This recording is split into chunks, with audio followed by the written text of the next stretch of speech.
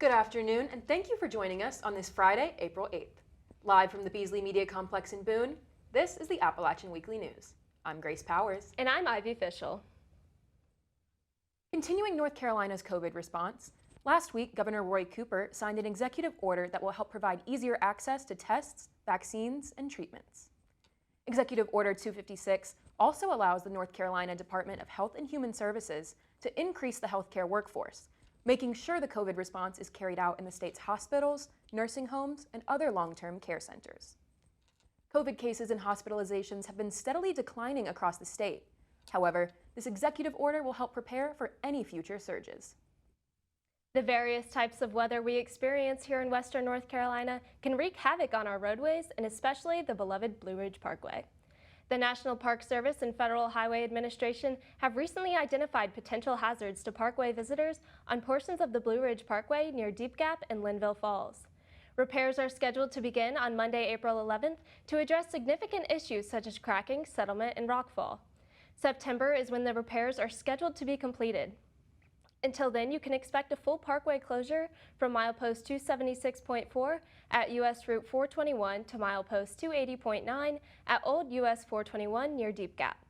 A single lane closure will also cause delays south of Linville Falls around milepost 323, which will be managed with a temporary traffic light.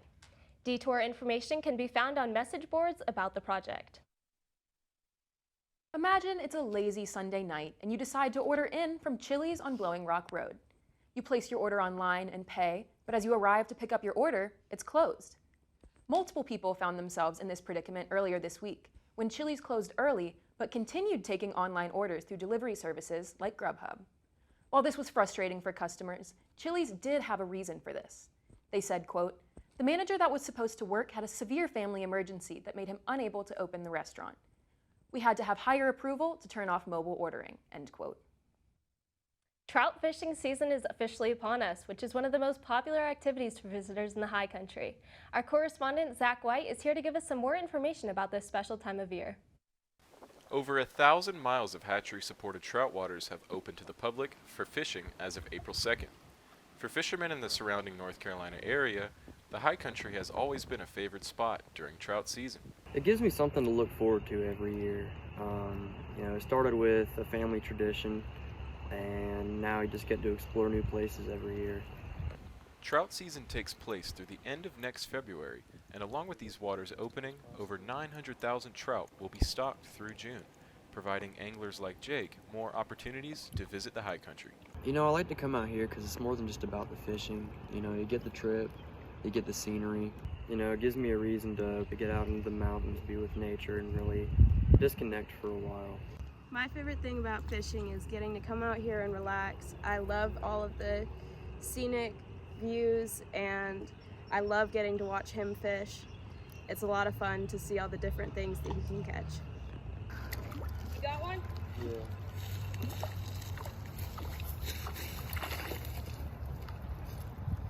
After stocking is finished, anglers may begin to harvest the trout that they catch beginning on June 4th at noon.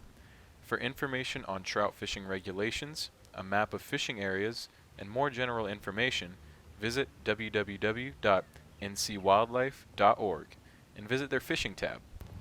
For the Appalachian Weekly News, I'm Zach White. You can help raise money for hospitals in Uganda right here in the community. Tomorrow, April 9th, the App State Cure Club is hosting a 5K on the Greenway. The money raised will be used for the hospital's work in Uganda, which helps to provide surgeries and treatments for children with orthopedic and neurological conditions. Check-in is at 9 a.m. and the race starts at 9:30. Registration is $15, and if you register beforehand, you'll receive a t-shirt. The Walker College of Business here at App State is celebrating its 50th anniversary. Yesterday, the college held an event outside Peacock Hall to commemorate this milestone, with speakers including Chancellor Sherry Everts as well as past deans of Walker College. Since its founding, the college has grown from 1 to 6 departments, now with 10 majors and 3 graduate programs. The college was founded in 1970, so while it may actually be the 52nd anniversary of the college, its 50th anniversary celebration was postponed due to COVID. But since its founding, over 50,000 students have graduated from the college, ready to become leaders in business. Now, if you've been driving down the 105 recently, you may have noticed some funny signs at the Super 8 motel. Our correspondent, Shannon Pendleton, has the story. Shannon, what can you tell us about these signs? Yes, Grace and Ivy. So if you're ever driving down Highway 105, you may have passed the Super 8 Hotel. Outside of the hotel is a sign that has funny sayings on it. These sayings are from one man. Mike Harmon, a Watauga County local, has been working at the Super 8 Hotel for the past 2 years. He started right before the COVID-19 pandemic hit and has been doing these comedic signs for about a year now. The previous GM just asked me to put something up on the sign. So I came up with the, what's your sleep number? Mine's 6 beers. And it took off from there. Harmon says that he tries to change the signs every 2 weeks. While he sometimes gets his ideas from his friends, he says, I drink a lot. I brainstorm, that's where I get them from. And sometimes, like one of them I saw, it was a sign in the background of a movie that was on a building. And it said members and non-members only. And I was like, oh yeah, I'm gonna steal that. Recently, a few of the hotel signs have been posted in a community Facebook group called Appalachian Classifieds. Another popular online platform also posted Harmon signs. Well, I was Googling funny hotel signs the other day, and my love affair sign popped up. Whoever Reddit is, they posted it, so I was like, that's cool. Yeah. Harmon is not stopping the creativeness anytime soon. He says, I'm glad everybody likes them, and I'll keep trying to crank them out and come up with some crazy stuff. the next time you're driving past the Super 8 Hotel, make sure you keep an eye out for one of the latest viral signs. For the Appalachian Weekly News, I'm Shannon Pendleton. Thanks, Shannon. This week, App State celebrated diversity with many different events, from storytelling workshops to concerts. The main events of the diversity celebration were April 5th through the 7th, but other events began April 1st and are going through the 12th. The diversity celebration provides a space where the university can work to enhance its involvement in addressing the different needs of our community, locally, regionally, nationally, and globally. These events help to appreciate and celebrate diverse perspectives, cultures, and values. The Director of Intercultural Student Affairs, Lamont Sellers, tells us how App State works to ensure diversity. One of the things that we embrace here at App State is called inclusive excellence.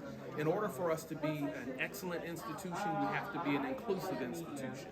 So that means bringing all of those various backgrounds and understandings and perspectives, nationalities, ethnicities, races, all of those come together. All events are free and open to the community. For a full schedule of events, visit diversity@appstate.edu.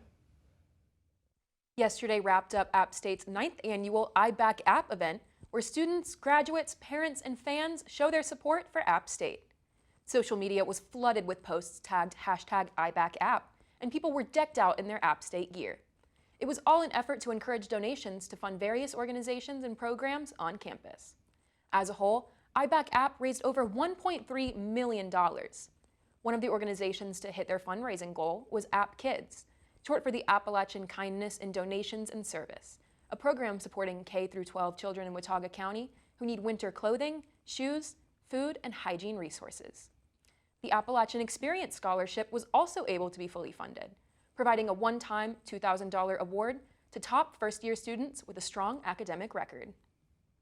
With COVID winding down, some new local businesses are opening in Boone. Our correspondent, Nick Fago, looked at one of these businesses this week. You might know this place as a former produce store.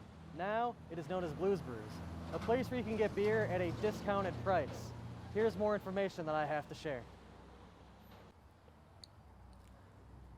Blues Brews has been in business for just a few weeks now. Located just off of East King Street, they sell all different kinds of craft beers, all based in the state of North Carolina. Owner Morgan Murray is excited to get this business rolling. Blues Brews. My son is named Blue. He got to pick the name. It's a craft beer store, all North Carolina craft beers, except for Sweetwater. All small breweries. We have over 400 varieties of beers, kombuchas, ciders, meads, and seltzers. Even though there are still some missing shelves, there is still much work to be done. All products are sold at a discounted price with many coolers to choose from.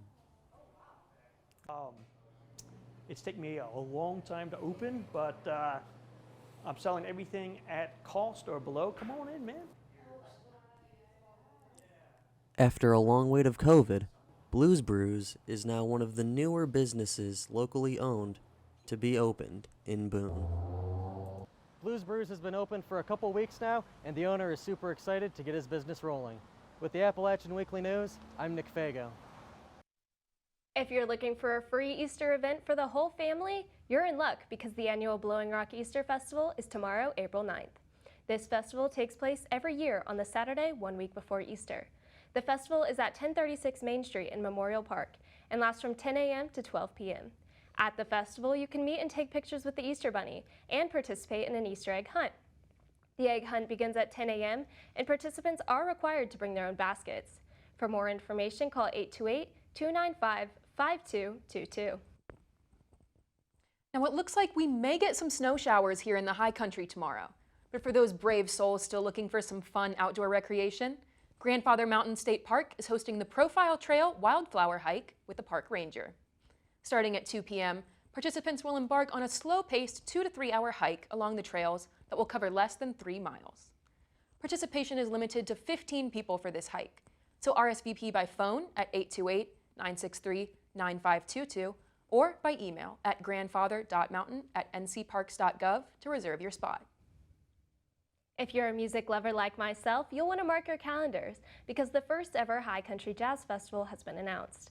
The festival will take place June 8th through 12th and is a collaborative project between the Appalachian Theater, Boone Sunrise Rotary, and the App State Jazz Studies program. The New York Voices, Delphio Marsalis, and the Uptown Jazz Orchestra, as well as the Stephen Gordon Trio, are billed as the festival's headliners. The festival will feature shows at a variety of locations throughout Boone, and Blowing Rock like the Jones House Lost Province, the Blowing Rock Art and History Museum, Chitola Resort, and more. For more information, go to highcountryjazzfestival.org. Coming up on the Appalachian Weekly News, App State softball is on a hot streak.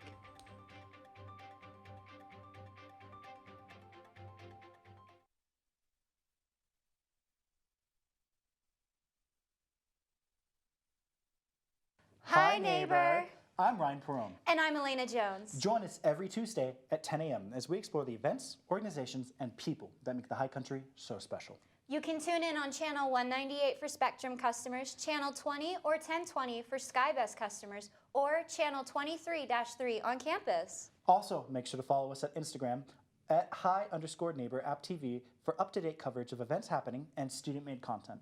Until then, bye neighbor. Welcome back to a brand new smack dab season of App TV's own queer-oriented show, Can't Think Straight. I'm Nate. And I'm Harriet. We'll be here to make you laugh and think as we combine comedy and education on Can't Think Straight. The show premieres Fridays at 9 p.m. You can tune in on watchapptv.com or on YouTube, Channel 198 for Spectrum customers, Channel 20 or 1020 for Skybest customers, and Channel 23-3 on campus. Also be sure to check out our Instagram at Can't Think Straight App TV. We can't wait to see you there. Bye.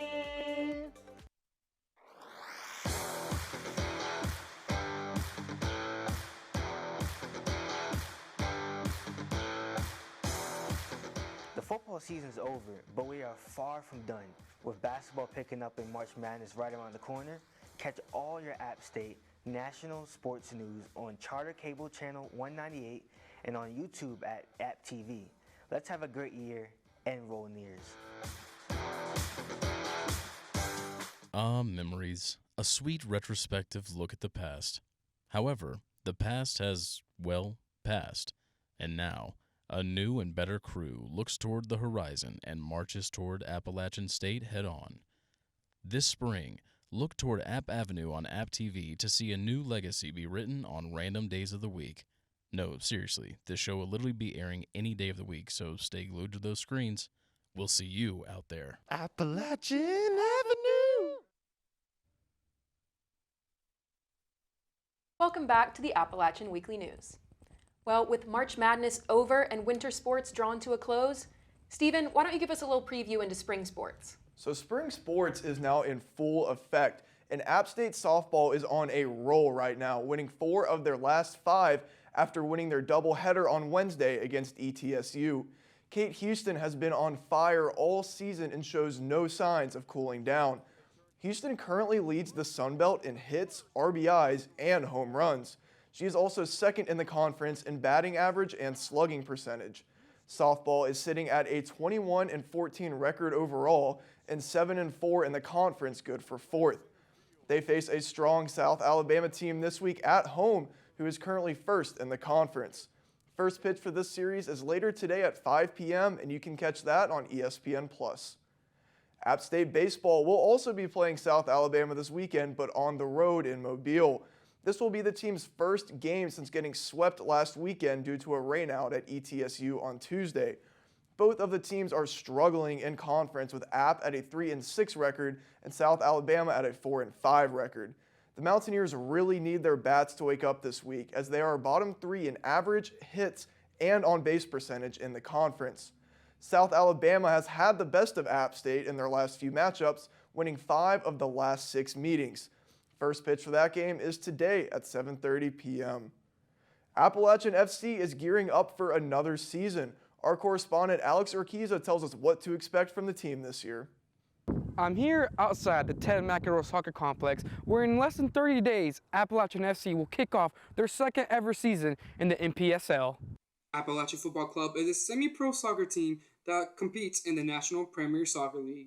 Last year was AppFC's first season in the NPSL, where they competed in the Southeast Conference, finishing 3rd, being eliminated in the semifinals.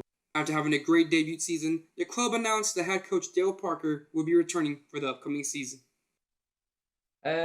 Exciting. Year 1 was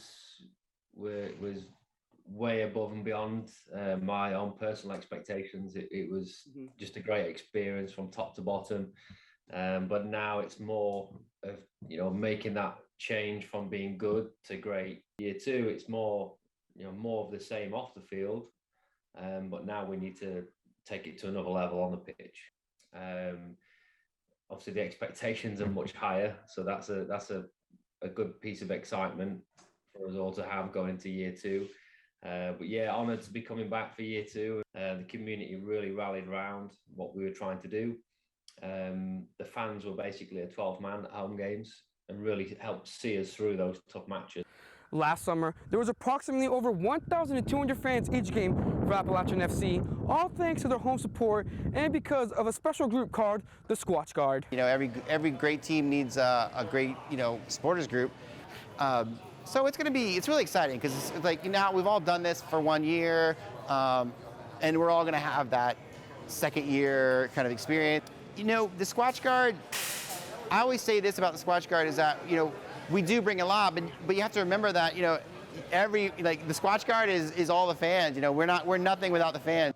The Squatch Guard App FC supporter group that has over 180 members. You can become a member of the Squatch Guard by stopping by one of their tents at the pregame tailgates at the Boone Brewery. Not that far away from the Ted McEnroe Soccer Complex is App FC's club shop, located next to El Paso Taqueria. Appalachian FC's first home game is on May 10th against the Tri-City Otter, so make sure you stop by the team's club shop so you can support them in full Squatchy style. For the Appalachian Weekly News, I'm Alex Urquiza. And to continue the pattern from earlier, women's tennis will also be playing South Alabama, heading down to Mobile on Saturday for their next match. The team have won their last 2 matches convincingly, 4-0 and 4-2. Helena Jansen will lead the way for the team with 14 wins so far this season and is on a 5-match win streak. After finishing up in Mobile, the team will make the short drive to Troy to face the Trojans on Sunday. The 2 teams are currently jockeying for 6th in the conference in what should be a competitive match. Both matches begin at 11 a.m. Men's golf is heading into their last tournament this week before beginning the Sun Belt Championships on April 24th. The team will tee off Monday at the Wofford Invitational in Spartanburg. After finishing in 10th in their last outing, the Mountaineers have a lot of fine-tuning to do before the conference tournament. Women's golf is off this weekend after participating in the Mimosa Hills Invitational on Monday and Tuesday. The team came in 9th and now look forward to their conference tournament, which begins on April 18th in Daytona Beach. Men and women's track will both be traveling to Durham today to participate in the Duke Invitational. Events consist of decathlons, long jumping, and various sprinting events. Last weekend, the teams combined for 25 top 10 finishes at High Point University and will look to stay hot. Events begin at 7 p.m. today and noon on Saturday. So while winter sports might be over, there's a ton going on right now for the spring seasons. Thanks so much, Stephen. I know I'm really looking forward to catching some of those Appalachian FC games this spring. Oh yeah, I'm definitely going to attend some as well. And now we'll take you live to our correspondent, Zanira Marine Lopez, with our High Country High Note. Thank you, Grace and Ivy. About 32% of students at App State are first generation, meaning they'll be the first in their family to receive a college degree. And for Latinx students, this number is even higher. I spoke to one of these students this week, and with the help of a local scholarship, she'll make her family proud. My mother used to tell me, you have to go to college so you don't end up like me, cleaning toilets. That was like a famous line she would tell me. Laura Tellez Elias, a sophomore at App State, is a recent recipient of the IJC Scholarship. The scholarship, funded by the Immigrant Justice Coalition in Boone, is geared towards Watauga High School Latinx students facing financial insecurity. She's a middle grades education major who plans on using her degree to make a difference in the classroom. Growing up, I did have some experiences with teachers and some of my students that kind of were racist. And that kind of inspired me to pursue education so I can give, students like me more support and also kind of give them a little, like someone they can trust and someone that actually understands what they're going through and what's going on in life. Someone they can talk to about things like afraid of like deportation or things like that going on in their family. Because I didn't have that and I struggled. Dr. Mary Ballard of the Psychology Department is a part of the Immigrant Justice Coalition and oversees the scholarship applications. She speaks to why it's so important the scholarship exists for students. Minority youth and students of color in particular may struggle to find the money to pay for college, especially if their parents are immigrants, like second generation or DACA kids. I think that the scholarships are sometimes essential in them being able to meet their educational goals. And with the scholarship, Laura will be able to achieve more than just her educational goals. It sounds kind of cliche, but I just want to change education and just, actually give students of color a little more of a chance and a voice. I felt I wasn't seen or inspired to express my culture. If you'd like to help support the scholarship, IJC has a GoFundMe linked on their Facebook page. They also will be hosting a Latin dance night tonight at Northwestern Studios, where all of the proceeds will be going towards the scholarship. For the Appalachian Weekly News, I'm Zanira Marine Lopez. Thank you so much, Zanira. That's our report this week. I'm Grace Powers. And I'm Ivy Fischl. For all of us here at the Appalachian Weekly News, thank you for watching. We'll see you next time.